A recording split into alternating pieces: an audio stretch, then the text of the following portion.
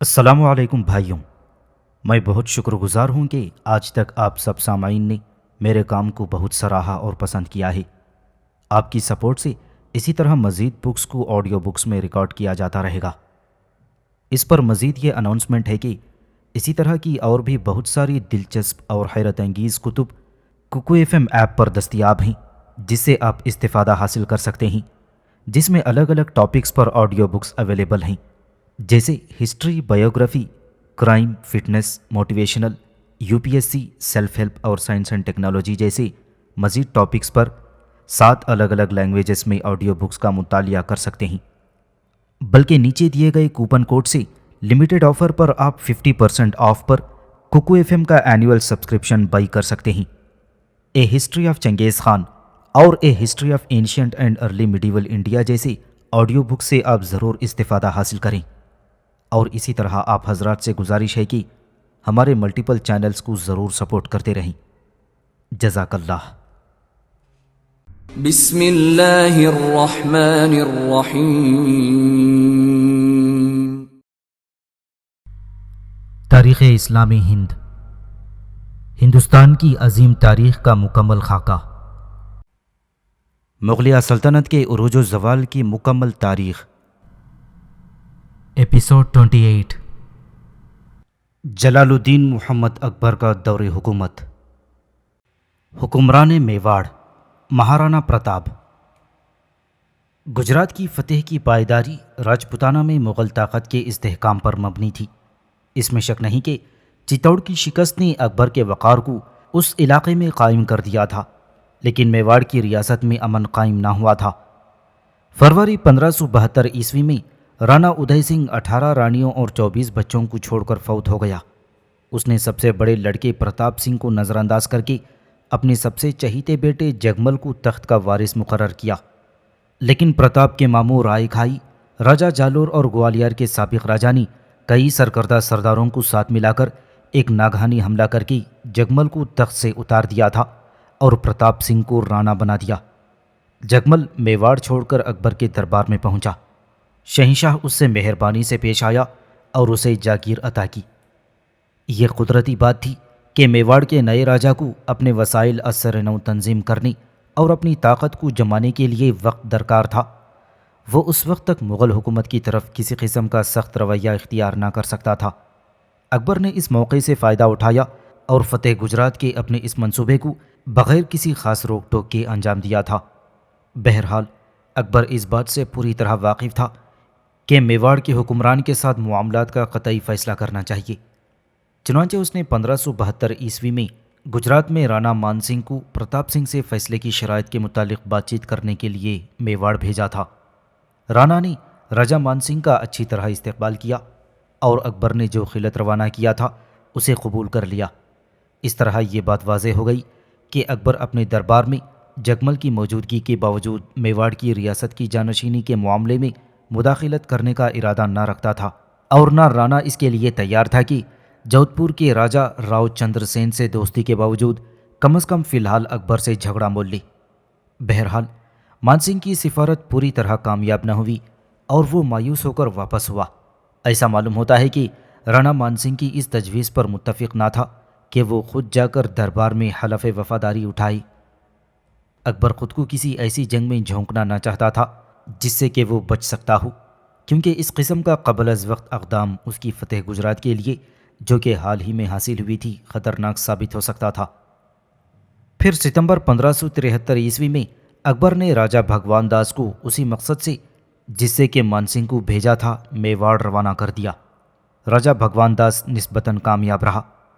یہ بات قطعی طور پر کہنا مشکل ہے کہ آیا رانا پرتاپ اپنے اس فعل پر پشیمان تھا کہ اس نے جذبات کی رو میں بہہ کر مان سنگھ کے احساسات کو مجروح کر دیا تھا، یا یہ کہ وہ فوری طور پر دہلی کے بارسوخ شہنشاہ سے جھڑپ لینے کے لیے تیار نہ تھا، اور یا یہ کہ وہ اس وقت امن و امان کا خواہاں تھا اور چاہتا تھا کہ بغیر کسی روک ٹوک کے آزادی کی نعمت سے مستفید ہوتا رہے۔ بہرحال وجہ کچھ بھی ہو، رانا نے بھگوان داس کے ساتھ ساتھ حلف وفاداری اٹھانی اور اکبر کی ملازمت میں شامل ہونے کے لیے امر سنگھ کو بھیج دیا۔ رانا نے خود دربار میں حاضری سے معذرت کی درخواست کی۔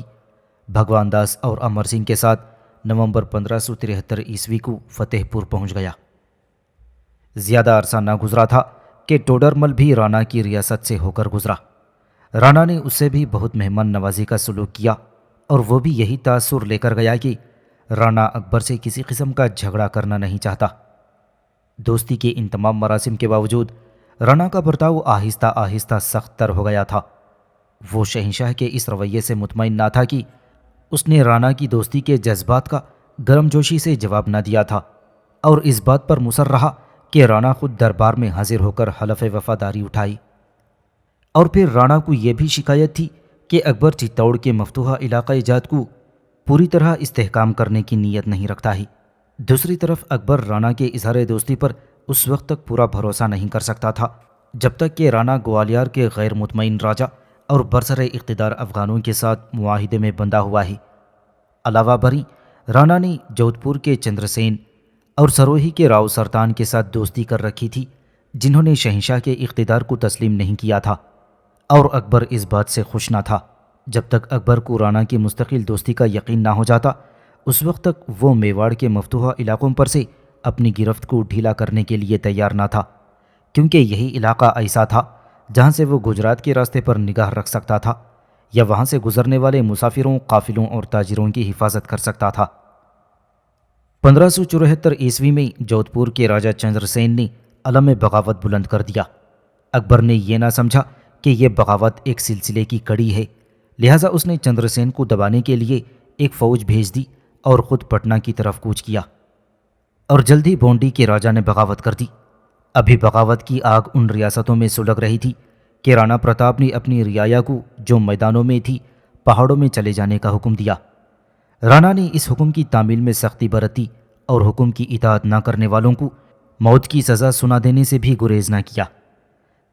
اس اقدام کا یہ نتیجہ ہوا کہ راجستھان کو فتح کرنا اکبر کے لیے بیکار ہو گیا، اور مغل دربار اور ممالک خارجہ کے درمیان میواڑ، سورت اور گجرات کی دوسری بندرگاہوں کے راستے جو تجارت ہوتی تھی وہ لوٹ مار اور غارت گری کا شکار ہو گئی۔ شاید ان واقعات نے اکبر کو یہ نتیجہ اخذ کرنے پر مجبور کر دیا کہ شرارت کا سرچشمہ رانا کے باغیانہ رویے میں مضمر ہے، اور اسی سے سب جگہ بغاوت کے جراثیم پھیلے ہیں۔ شہنشاہ مارچ 1574 عیسوی میں اجمیر پہنچا۔ اس نے مان سنگھ کو خلعت فاخرہ اور ایک گھوڑا عنایت کیا اور 5000 عمدہ سواروں کے ساتھ رانا پرتاپ کے مقابلے کے لیے روانہ کر دیا۔ اکبر کو مان سنگھ کی کامیابی پر قطعاً شک نہ تھا، لہٰذا وہ خود پائے تخت کی جانب واپس ہوا۔ مان سنگھ منڈل گڑھ ہوتا ہوا، جو کہ گوگنڈا کے قلعے سے 14 میل ہے، اور یہیں سے رانا پرتاپ نے 16 جون 1576 عیسوی کو مان سنگھ کو للکارا تھا۔ جگن ناتھ اور آصف خان کو، جو کہ مغل فوج کے ہراول دستے کی قیادت کر رہے تھے، حکیم سور افغان نے مار بھگایا۔ مغلوں کے بائیں بازو کو بھی پیچھے دھکیل دیا گیا اور دایاں بازو بھی کچھ زیادہ کامیابی حاصل نہ کر سکا۔ مختصر یہ کہ رانا پرتاپ کی افواج مغلوں پر حاوی رہیں۔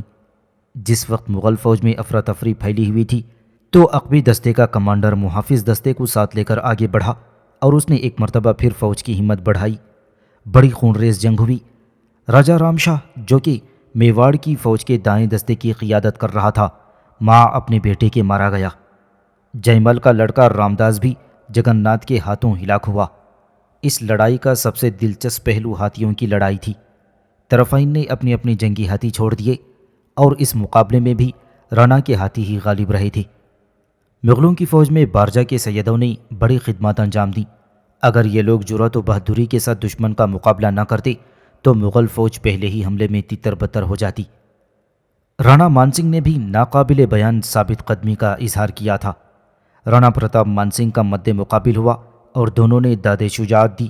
حالانکہ رانا کا جسم تیروں سے چھلنی ہو گیا تھا، لیکن اس کے باوجود نزدیک تھا کہ وہ راجا مان سنگھ پر غلبہ حاصل کر لے کہ اسی دوران مغل ہراول دستہ، جو کہ ابتدا میں پسپا ہوا تھا، دوبارہ میدان جنگ میں لوٹ آیا۔ اسی کے ساتھ ساتھ یہ افواہ بھی گرم ہو گئی کہ خود اکبر بھی مزید فوجی امداد لے کر پہنچ گیا ہے۔ اس افواہ سے رانا کی کوشش سست پڑ گئی اور وہ پہاڑیوں میں جا چھپا۔ دونوں طرف ہلاک شدگان کی تعداد تقریباً برابر ہی تھی، اور طرفین کے 500 آدمی مارے گئے تھے۔ مغل فوج گرمی کی شدت کے سبب بھاگتی ہوئی راجپوت فوج کا پیچھا نہ کر سکی۔ اس کے علاوہ یہ بات بھی تھی کہ وہ لوگ بہت ہی خستہ ماندہ تھے۔ اگلے روز مغل فوج نے آگے بڑھ کر گوگونڈا پر قبضہ کر لیا تھا، جسے بدقسمتی سے رانا نے بے بنیاد خوف کی وجہ سے خالی کر دیا تھا۔ اگر رانا گوگونڈا کو خالی کرنے سے پہلے افواہ کی تصدیق کرا لیتا اور وہاں رہ کر مغلوں کا مقابلہ کرتا تو شاید اتنی آسانی سے قلعے پر قبضہ نہ ہو پاتا۔ گوگونڈا پہنچ کر مغل فوج مصیبت میں پھنس گئی۔ بارش شروع ہو جانے کی وجہ سے فوج قلعے میں بیکار بیٹھی رہی۔ ادھر رسد و سامان خورد و نوش بھی کم ہو گیا تھا۔ سپاہیوں نے اپنی جان بچانے کے لیے جانوروں کا گوشت اور آموں کا استعمال کیا تھا۔ ان تمام مصیبتوں کے باوجود مان سنگھ اور آصف خان نے رانا کے علاقے میں لوٹ مار کرنے کی اجازت دی۔ شہنشاہ نے ان وجوہ کی بنا پر انہیں واپس بلوا لیا اور مان سنگھ کو دربار میں حاضر ہونے کی اجازت نہ ملی۔ البتہ کچھ عرصہ گزر جانے کے بعد اسے معاف کر دیا گیا اور اس حکم کے ساتھ دوبارہ روانہ کیا کہ رانا کے علاقے کو تاراج کر دے۔ مان سنگھ کی عدم موجودگی میں رانا پرتاپ واپس آ گیا تھا۔ اس نے مغل فوج کو پریشان کیا، ان کی رسد بندی کر دی اور اس طرح انہیں واپس جانے پر مجبور کر دیا۔ اب گوگنڈا رانا کے قبضے میں آ گیا تھا۔ رانا پرتاپ کی بہادری، زبردست استقلال مزاج، آزادی کی تمنا اور اس کے لیے مصائب و آلام برداشت کرنے کی ہمت اور کسی قسم کی قربانی سے دریغ نہ کرنا ایسی خوبیاں ہیں جن سے متاثر ہو کر عصر حاضر کے لکھنے والوں نے اس کی جد و جہد کو وہ معنی پہنا دیے ہیں جو سنجیدہ تواریخ شہادت سے پایا ثبوت کو نہیں پہنچتے۔ بعض فارسی مصنفین نے، جن میں ابو الفضل بھی ہے، اس بہادر رانا کا ذکر بہت ہی سرسری طور پر کیا ہے، اور کچھ دوسروں نے اس کے مقابلے میں اکبر اور مان سنگھ کو مورد علامت قرار دیا ہے۔ دراصل سوال ہندو مسلمان کا نہ تھا اور نہ یہ جنگ ہندو مذہب اور اسلام کے درمیان تھی، یہ تو سلطنت مغلیہ اور میواڑ کی ریاست کے درمیان کشمکش کا مسئلہ تھا۔ اگر مسئلہ اس کے برخلاف ہوتا تو رانا پرتاپ اپنے ایک دستے کو حکیم خان سور کی ماتحتی میں نہ رکھتا اور نہ اکبر اپنی ساری فوج کو مان سنگھ کی قیادت میں روانہ کرتا۔ اکبر نے جس نظریے کے تحت باز بہادر، حکمران مالوا، مظفر گجراتی، داؤد بنگالی، مرزا جانی بیگ سندھی اور یوسف کاشمیری کو زیر کیا تھا، اسی جذبے نے اسے میواڑ کے رانا سے جنگ پر ابھارا تھا۔ اگر میواڑ پر کسی مسلمان کی حکومت ہوتی تب بھی اکبر اس سے اسی طرح پیش آتا۔ اس قسم کی ذرہ برابر شہادت موجود نہیں کہ جس سے یہ نتیجہ اخذ کیا جا سکے کہ میواڑ کے خلاف جنگ کرنے میں محض سیاسی اغراض کے علاوہ اکبر کی کوئی اور غرض شامل تھی۔ شہنشاہیت اچھی ہو یا بری، اس بات سے انکار نہیں کیا جا سکتا کہ ہندو اور مسلمان دونوں ہی یورپ والوں کی طرح اس کے حامی تھے۔ بہرحال رانا پرتاپ کی ہمت، عزم راسخ اور غیر متزلزل ارادے کی تعریف کیے بغیر نہیں رہا جا سکتا۔ یہ ماننا ہی پڑے گا کہ رانا پرتاپ جن اصولوں کے لیے لڑ رہا تھا وہ ان اصولوں سے بالکل مختلف تھی جن پر راجپوتانہ کے دوسرے حکمران گامزن تھے۔ رانا پرتاپ تو میواڑ کی آزادی اور سسوٹیا خاندان کی حاکمیت و اقتدار کے لیے جنگ آزما تھا۔ دوسرے راجپوت حکمران اس سلسلے میں زیادہ جوش و خروش نہ دکھاتے تھے، اور اس کی وجہ یہ تھی کہ میواڑ کے حکمرانوں کی طرف سے ان کو ماضی میں تلخ تجربات ہو چکے تھے۔ اس بات سے یہ نتیجہ اخذ کرنا کہ باقی راجپوت بزدل ہو چکے تھے یا ان کے حوصلے اس قدر پست ہو گئے کہ انہوں نے اپنی آزادی کو حقیر مادی مفاد کے بدلے بیچ ڈالا، یہ صحیح نہ ہوگا۔ تواریخ کے صفحات میں جو ان کے کارہائے نمایاں درج ہیں وہ اس قسم کے نادرست خیالات کو غلط ثابت کرنے کے لیے کافی ہیں۔ اگر راجپوتوں کو اس بات کا خدشہ ہوتا کہ ان کا گھر بار، مذہب اور آزادی خطرے میں ہے تو وہ پہلے کی طرح رانا کے ساتھ مل کر اکبر کے مقابلے میں آ جاتے۔ اکبر کا جو رویہ اور برتاؤ دوسرے راجپوت راجاؤں کے ساتھ رہا، اس نے یہ بات واضح کر دی کہ وہ نہ تو اس کے سماجی، اقتصادی یا مذہبی امور میں کسی قسم کی مداخلت کرنا چاہتا تھا اور نہ ہی ان کی ریاستوں کو اپنی سلطنت میں ملانے کا خواہش مند تھا۔ وہ محض یہ چاہتا تھا کہ راجپوت حکمران اس کی سلطنت کے وفادار رہیں۔ اس کے لیے وہ 4 باتوں کا خواہاں تھا۔ اول تو یہ کہ راجگان سلطنت کے خزانے میں بطور خراج کچھ رقم جمع کریں، دوسرے یہ کہ وہ اپنی خارجی سیاست اور آپس کے جھگڑوں کو جنگ کے ذریعے حل کرنے کا حق سلطنت کو سونپ دیں، اور تیسرے یہ کہ ان کو بروقت ضرورت سپاہیوں کی مقررہ تعداد سلطنت کی خدمت کے لیے فراہم کریں، اور چوتھے یہ کہ وہ خود کو مرکزی سلطنت کا جز تصور کریں اور یہ خیال نہ کریں کہ وہ محض انفرادی حکومت کی حیثیت رکھتے ہیں۔ یہ تو معاملے کا ایک رخ تھا۔ اور دوسری طرف سلطنت کے سارے عہدے اور مرتبے ان کے لیے کھلے ہوئے تھے، اور انہیں اس بات کا حق حاصل تھا کہ وہ اپنے ہم مرتبہ اور ہم عہدہ افسروں کے ساتھ بلا تفریق مذہب و نسل برابری کے حق کا مطالبہ کر سکیں۔ یہاں یہ ذکر کر دینا مناسب ہوگا کہ اکبر نے ہندوستان کی ہر مسلم ریاست کو اپنی سلطنت میں شامل کر لیا تھا، لیکن اس نے کسی بھی ہندو ریاست کو ضم نہ کیا تھا۔ اکبر نے جو فراخ دلانہ شرائط پیش کیں، یعنی یہ کہ سماجی اور مذہبی معاملات اور داخلی انتظامات میں مداخلت نہ کی جائے گی، کہ جن شرطوں نے مغلیہ سلطنت میں شامل ہونے کے خلاف ہر ممکن دلیل کو بے اثر کر دیا۔ راجپوت حکمران راجپوتانہ میں مسلسل جنگ و بدامنی سے تنگ آ چکے تھے اور اس بات کے خواہاں تھے کہ نئے نظام کے ماتحت پریشان حالی سے نجات مل سکے اور امن و امان اور خوشحالی میسر ہو۔ مغلوں کی برتری قبول کرنے میں ان کو فائدے نظر آ رہے تھے جو میواڑ سے انہیں حاصل نہیں ہو سکتے تھے اور نہ ہی حاصل ہوئے تھے، اور حکومت کی یہ بھی پالیسی نہ تھی کہ راجپوت راجاؤں کو ان کی جنگجویانہ صفات یا انتظامی لیاقت کے اظہار کے مناسب مواقع سے محروم رکھا جائے۔ مغل شہنشاہ کے ازدواجی تعلقات کا جو سلسلہ شروع کیا تھا اسے روکنا ممکن نہیں تھا، کیونکہ میواڑ کے بھاٹوں کی غیر ذمہ دارانہ تصانیف کے علاوہ اور کوئی ایسی شہادت کافی مقدار میں موجود نہیں جو اس بات کو ثابت کرے کہ مغل شہنشاہ نے ازدواجی تعلقات کی عام سیاست کو تمام راجپوت راجاؤں پر بزور مسلط کیا ہو۔ سچ تو یہ ہے کہ ازدواجی تعلقات کی یہ پالیسی کوئی نئی بات نہ تھی۔ گجرات، مالوا اور دکن کی تاریخوں میں اس قسم کے بے شمار واقعات ملتے ہیں، اور اس بات کے ثابت کرنے کی کوئی مثبت دلیل نہیں کہ اکبر اپنی اس سیاست کو نافذ کرنے پر تلا ہوا تھا، یا یہ کہ راجپوتوں کے درمیان اس قسم کی شادیوں کے خلاف کوئی تحریک یا جوش و خروش پیدا ہو گیا تھا۔ ان تمام حالات کو مد نظر رکھتے ہوئے راجپوت راجاؤں نے ایمانداری اور پورے اعتقاد کے ساتھ اس بات کو ترجیح دی کہ وہ مغلوں کی سرپرستی میں سلطنت میں شامل ہو جائیں، بجائے اس کے کہ سسوٹیا خاندان کی برتری کے کبھی نہ پورے ہونے والے خواب دیکھیں، جس کے لیے وہ کئی مرتبہ پہلے بھی ناکام کوششیں کر چکے تھے۔ حقیقت پسندی اور عقل دونوں کا یہی تقاضا تھا کہ اب ان لوگوں کا ساتھ دیا جائے جو عروج کے حامی ہیں، لیکن جذبات اور احساسات اس بات کے خواہاں تھے کہ رانا کی حمایت کی جائے۔ اب حالانکہ جودھ پور کی بغاوت دبا دی گئی تھی اور سوانا کے قلعے پر جو کہ باغیوں کی پناہ گاہ تھی قبضہ ہو گیا تھا، تاہم راجپوتانہ کے حالات میں زیادہ تبدیلی نہ آئی تھی، اور بغاوت کی آگ ابھی تک سروہی، ڈونگاپور، بانسواڑہ، ایڈور اور بوندی میں بھی، کہ جو میواڑ کے ساتھیوں کے قبضے میں تھے، بھڑک رہی تھی۔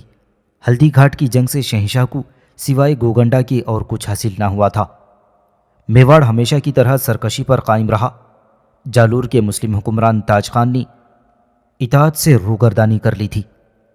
اگر کوئی غیر معمولی لیاقت کا رہنما ہوتا تو ان سب دشمن عناصر کو ایک جگہ جمع کر کے مغل سلطنت کے خلاف ایک پرزور مخالفت برپا کر دیتا، لیکن اکبر سے بڑھ کر کوئی سیاسی لیڈر نہ تھا۔ بنگال کی فتح کے بعد شہنشاہ نے راجپوتانہ کے معاملات کی طرف پوری توجہ مبذول کی، اور ایک طویل جنگ کے بعد گوگنڈا اور ادے پور پر قبضہ ہو گیا تھا۔ جب یہ معلوم ہوا کہ رانا ایڈور اور بانسواڑہ کی طرف چلا گیا ہے تو شہباز خان نے اس کا تعاقب کیا اور پہاڑیوں میں 50 اور میدانوں میں 35 تھانے قائم کر دیے تاکہ ادے پور سے پور منڈل تک کے علاقے کی نگرانی کی جا سکے۔ رانا کے وسائل پر اس قدر اثر پڑا کہ اس کا مستقبل بالکل تاریک نظر آنے لگا۔ وہ پہاڑیوں اور وادیوں میں ایک جگہ سے دوسری جگہ بھاگتا رہا اور بے حد دشواریوں اور تکلیفوں کا سامنا کرتا رہا۔ اگر رانا کو اپنے مقصد میں خلوص اور آزادی کی اتنی لگن نہ ہوتی تو وہ دل برداشتہ ہو جاتا۔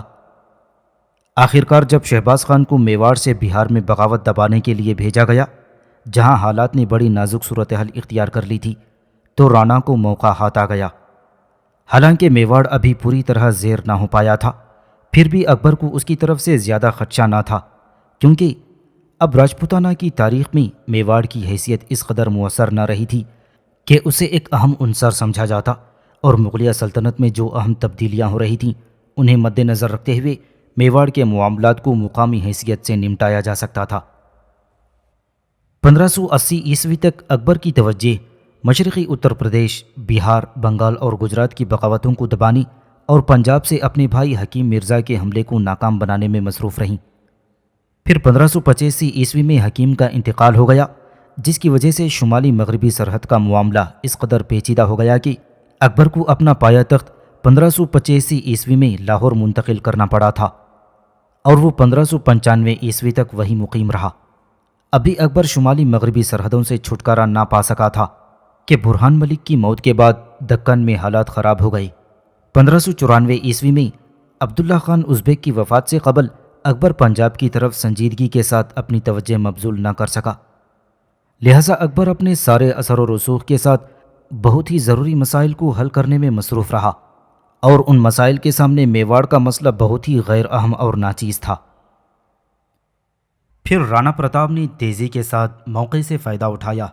چونکہ اس کے وسائل بہت ہی محدود تھے، لہٰذا وہ کوئی قابل توجہ پیش قدمی نہ کر سکا۔ ادھر اجمیر کا صوبیدار وقتاً فوقتاً تازی مہم بھیج کر پریشان کرتا تھا۔ فوجی کارروائیاں بے دلی کے ساتھ جاری رہیں، اور پھر رانا کے سب کچھ کھونے کے باوجود گرفتار نہ کیا جا سکا، اور رانا نے سب کچھ کھونے کے باوجود بھی اسے گرفتار نہ کیا جا سکا۔ اس کے بعد مغلوں نے یہ فیصلہ کیا کہ اجمیر، چتوڑ اور منڈل گڑھ جیسے فوجی اہمیت کے مقامات کو اپنے قبضے میں رکھیں اور دوسرے مقامات پر ڈھیل ڈال دیں۔ کہا جاتا ہے کہ رانا اپنی ریاست کے بیشتر علاقوں کو دوبارہ حاصل کرنے میں کامیاب ہو گیا۔ رانا نے 24 سال حکومت کی۔ اس نے اپنا بیشتر وقت آزادی اور اپنے عظیم خاندان کی قدیم روایت کی حفاظت میں صرف کیا۔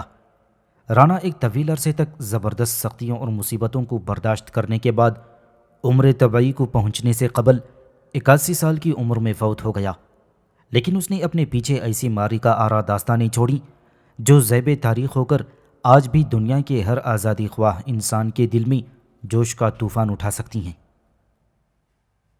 استحکام سلطنت۔ فوج کے بارے میں بیرم خان کے زوال کے بعد سے اکبر رعایا کے معاملات میں بہت دلچسپی لینے لگا تھا۔ اس کی عادت تھی کہ ہر معاملے میں احتیاط سے قدم اٹھاتا اور یہ کوشش کرتا کہ ہر مسئلہ اور اسے حل کرنے کے متعلق پوری معلومات حاصل کر لے۔ وہ 1561 تک بھیس بدل کر آگرہ کی گلی کوچوں میں فقیروں، سنیاسیوں اور عوام سے ملتا رہا، اور 1562 میں خود ہی راجپوتوں کے ساتھ ازدواجی تعلقات پیدا کر لیے تھے۔ یہ ایک تاریخی فیصلہ تھا۔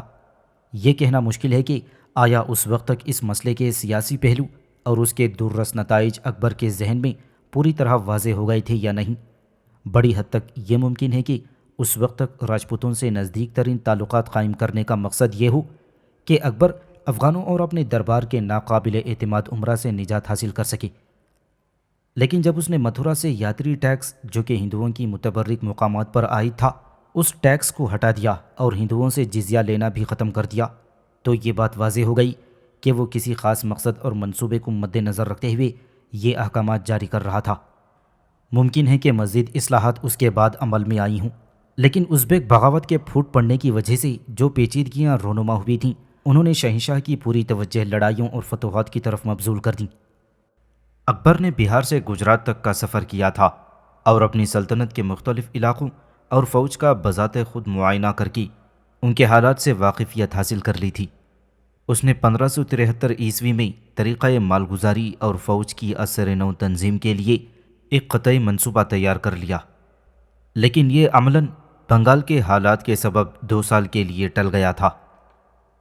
1575 میں پہلا فرمان جاری ہوا، جس میں یہ اعلان کیا گیا کہ افسروں اور سرکاری ملازموں کو بجائے جاگیر کے نقد تنخواہیں دی جائیں گی۔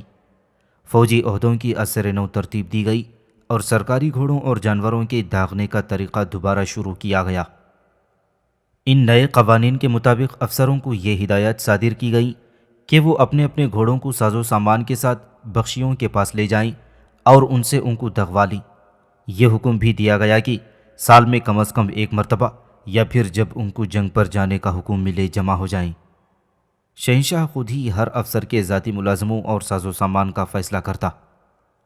واضح ہے کہ ان احکامات کا مقصد یہ تھا کہ آئندہ چل کر ایک بہت ہی منظم اور مستقل فوج وجود میں آ جائے، لیکن حریص افسر فوجی اجتماع یا قصر شاہی میں ماموریت کے موقع پر داغدار گھوڑوں کو قرض لے لیتے اور اس طرح بخشیوں کو دھوکے میں رکھتے۔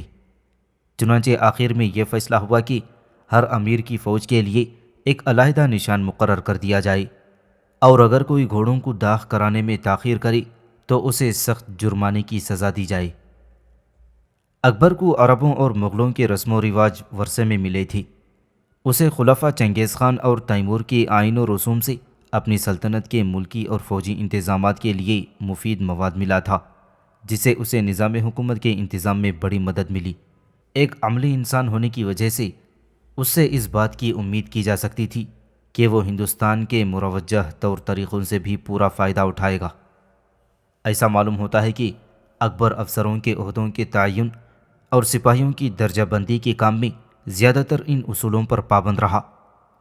ایسا معلوم ہوتا ہے کہ اکبر افسروں کے عہدوں کے تعین اور سپاہیوں کی درجہ بندی کے کام میں زیادہ تر ان اصولوں پر پابند رہا جن کو عباسیوں نے رومی اور بازنطینی طریقے پر وضع کیا تھا، اور چنگیز خان اور تیمور دونوں ہی نے ان کی تقلید کی تھی۔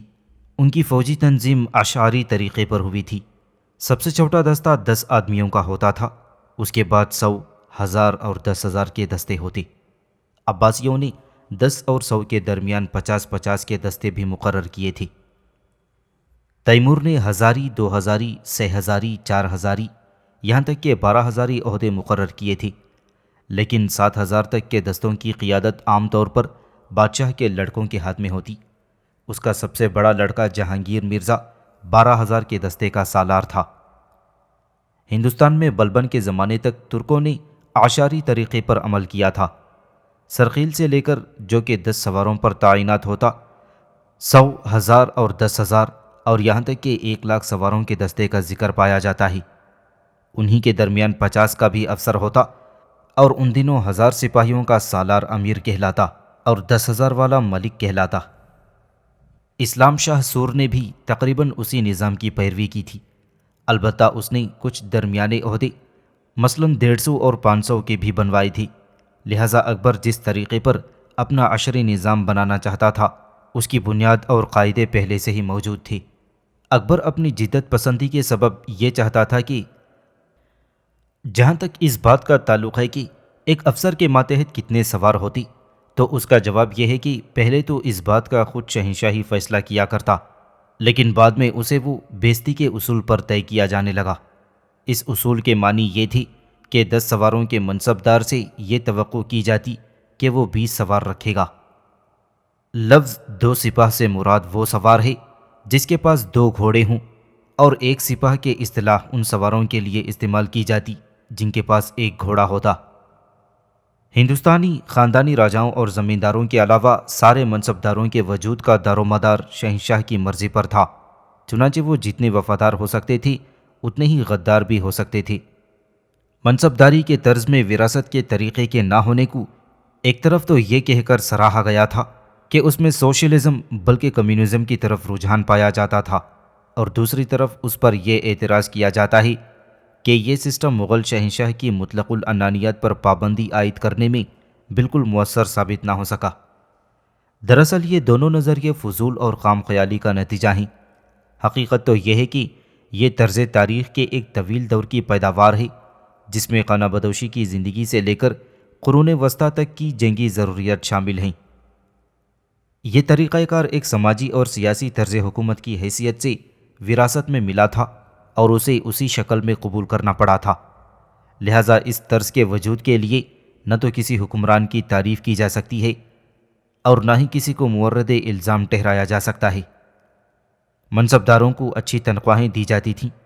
مثال کے طور پر ایک تیسرے درجے کے 100 سواروں والے افسر کو 500 روپیہ ماہوار، اور 1000 سواروں والے کو 4000 کے قریب، اور 5000 سواروں والے کو 33,000 روپیہ ماہوار تنخواہ ملتی تھی۔ تنخواہ میں سے تقریباً نصف تو مقررہ معیار کے ہتھیاروں اور سامان میں خرچ ہو جاتا تھا، اور بقیہ آدھا منصبدار کے اخراجات کے لیے ہوتا۔ چنانچہ 100 والے کو 250، 1000 والے کو 2200 اور 5000 کو 14,000 روپیہ ماہوار مل جاتے۔ اس زمانے میں روپیے کی قیمت کا اندازہ اگر بہت ہی احتیاط سے بھی کیا جائے تو 1914 عیسوی میں جو روپیے کی قیمت تھی اس سے کم 7 گنا زیادہ تھی۔ انہی اعداد و شمار سے اس بات کا پتہ چلتا ہے کہ مغلیہ دور میں افسروں کو حتیٰ کہ سپاہیوں تک کو ناقابل یقین حد تک عمدہ تنخواہیں ملتی تھیں۔ ایسا معلوم ہوتا ہے کہ وہ لوگ شہنشاہ کے ساتھ ساتھ سیاسی سماجی اور مالی مفاد میں شریک ہوتی اور اس زمانے کے سماجی نظام کی خوبیاں اور کمزوریاں دونوں ہی پائی جاتی تھیں۔ کچھ عرصے تک تو یہ طرز صحیح نہج پر چلتا رہا، لیکن بعد میں خرابیاں پیدا ہوتی گئیں، کیونکہ اس کی حیثیت ایک ایسے بدیشی پودے کی سی ہو گئی تھی جو ہندوستان کی زمین میں لگا ہوا ہو۔ اکبر نے کسی حد تک کامیابی کے ساتھ ترک اور منگول طرز کو راجپوت تنظیم سے ملا کر ایک ملا جلا طرز ایجاد کر لیا تھا۔ ترکوں کی طرح مغل بھی زیادہ تر سواروں پر ہی بھروسہ کرتی اور ان کی فوج کی بڑی تعداد سواروں پر ہی مشتمل ہوتی۔ سوار خاص طور سے میدان جنگ میں بہت کارآمد ثابت ہوتی، کیونکہ وہ تیزی سے نقل و حرکت کر سکتے تھے اور نسبتاً زیادہ سختی سے حملہ کرتی۔ اس وقت تک ہندوستان میں توپوں کا استعمال عام نہ ہو پایا تھا کہ وہ سواروں سے جو فائدے تھے ان کو بے اثر بنا دیتا۔ سوار ہی سلطنت کے فوجی نظام کی ریڑھ کی ہڈی سمجھی جاتی۔ بہرحال یہ نہیں کہا جا سکتا کہ پیادہ فوج کے فائدوں سے لوگ ناواقف تھے۔ ملک کے پہاڑی اور دشوار گزار علاقوں میں پیادہ فوج سواروں کی نسبت ہمیشہ زیادہ مفید ثابت ہوتی۔ شیرشاہ کی فوج میں بھی پیادہ دستے موجود تھے۔ ایسا معلوم ہوتا ہے کہ اکبر نے شیرشاہ کی نسبت پیادہ فوج پر زیادہ توجہ دی تھی۔ جنگی نقطہ نظر سے پیادہ فوج دو حصوں میں منقسم تھی، ان میں سے ایک بندوقچی تھی اور دوسرے شمشیر زن۔ اکبر کی فوج میں 12,000 بندوقچی تھی اور ان کے سردار کو داروغہ توپچیاں کہا جاتا تھا۔ شمشیر زن فوج کئی دستوں میں منقسم تھی اور ان میں سے ہر ایک دستہ الگ الگ اسلحے استعمال کرتا۔ مثلاً اگر کسی دستے کے پاس تلوار تھی تو کسی کا ہتھیار خنجر، کسی کا چاقو تھا تو کسی کا چوب و چماق۔ اکبر کو ہاتھیوں کا بہت شوق تھا۔ ہاتھی مال برداری اور جنگ دونوں میں کام آتے۔ اگر ان کو اچھی طرح استعمال کیا جاتا تو وہ جنگ میں فیصلہ کن ثابت ہوتی، البتہ کبھی کبھی اگر وہ ڈر جاتی تو خطرناک بھی ثابت ہوتی۔ ہزاروں ہاتھیوں کو جنگ کی تربیت دی جاتی۔ اکبر کے خاص استبل میں 1,000 اعلیٰ نسل کے ہاتھی موجود تھے جن کی تربیت اور غذا کا بہت معقول انتظام تھا۔ عام عقیدہ یہ تھا کہ ساری سلطنت میں تقریباً 50,000 ہاتھی موجود تھے، البتہ وہ سلطنت کے مختلف علاقوں میں منقسم تھے اور ان میں سے تقریباً 5,000 جنگی تربیت حاصل کیے ہوئے تھے۔ بابر کے حملے کے بعد سے رفتہ رفتہ توپوں کا استعمال شمالی ہندوستان میں عام ہوتا چلا گیا۔ ہمایوں اور شیر شاہ دونوں کے پاس توپ خانے تھے، لیکن اکبر نے اس پر ان دونوں سے زیادہ توجہ دی۔ اکبر کی سرپرستی میں لوہے اور تانبے کی بھاری بھرکم توپیں بنائی گئی تھیں جن سے کہ 600 پاؤنڈ تک کے گولے برسائے جا سکتے تھے۔ یہ بھاری توپیں نقل و حمل کے قابل نہ تھیں، لہذا قلعوں کے محاصروں اور بحری جنگ کے لیے بڑی تعداد میں ایسی توپیں تیار کی گئیں جو نسبتاً آسانی سے لے جائی جا سکتی تھیں۔ اکبر نے توپ خانے کی اصلاح کے لیے جو سب سے بڑا کام کیا تھا وہ یہ ہے کہ اس نے ایک ایسی سبک اور چھوٹے چھوٹے حصوں میں علیحدہ کی جا سکنے والی توپوں کو ایجاد کیا تھا جن کو ہلکی ہلکی گاڑیاں، ہاتھی، اونٹ یا آدمی لے جا سکتا تھا، اور اس طرح توپ خانہ تیزی سے ایک جگہ سے دوسری جگہ منتقل کیا جا سکتا تھا۔ یہ بتانا مشکل ہے کہ توپوں کی صحیح تعداد کتنی تھی، لیکن خیال کیا جاتا ہے کہ ان کی تعداد بہت زیادہ ہوگی۔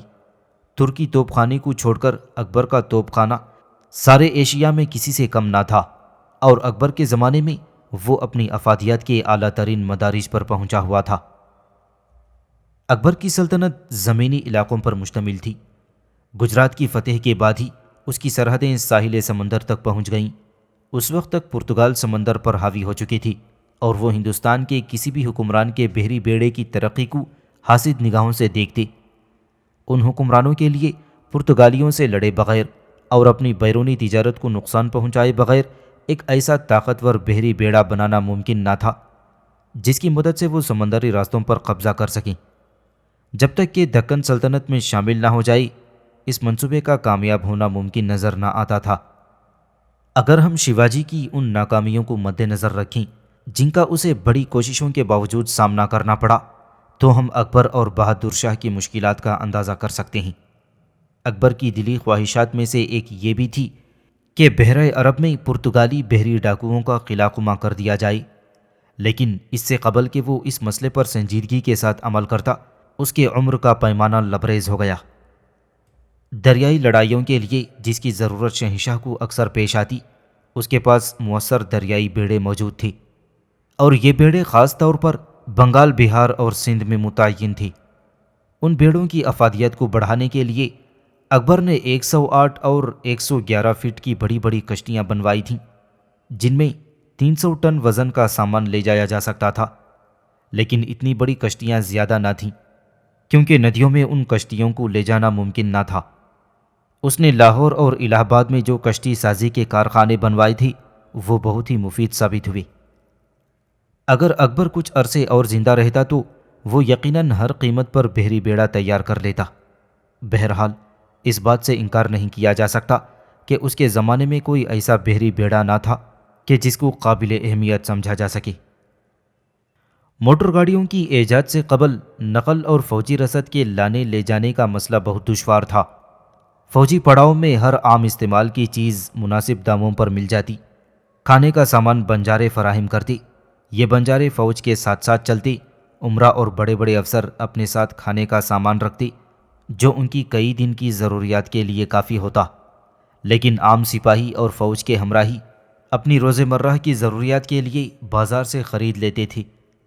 اکبر جب حکیم مرزا کے خلاف مہم پر جا رہا تھا تو اس نے بذات خود فوجی بازار میں بکنے والے کھانے پینے کے سامان کا معائنہ کیا۔ سامان کی فراہمی کا طریقہ بہت ہی قدرتی، کم خرچ اور قابل اطمینان تھا۔ ایسا واقعہ اتفاق سے ہی کبھی پیش آیا ہو جبکہ رسد میں کمی پڑ گئی ہو۔ ایسی اضطراری حالت میں حکومت سامان رسد بہم پہنچاتی، اور اگر ایسا ممکن نہ ہوتا تو پھر اس کی فراہمی کے لیے زور و زبردستی کی جاتی تھی۔ تعجب کی بات تو یہ ہے کہ ایسی صورت بہت کم پیش آئی، حالانکہ اسی زمانے میں یورپ میں یہ باتیں عام تھیں۔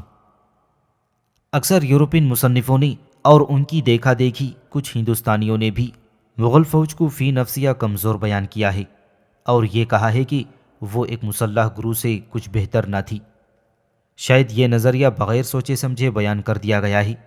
اکبر کی فوج کو بابر کی فوج سے بھی مستعد اور فاتح بیان کیا جاتا ہے، اور وہ کسی طرح بھی سلیمان باشکوہ کی عثمانی فوج سے کم نہ تھی، حالانکہ وہ یورپ کی بہترین افواج میں شمار کی جاتی تھی۔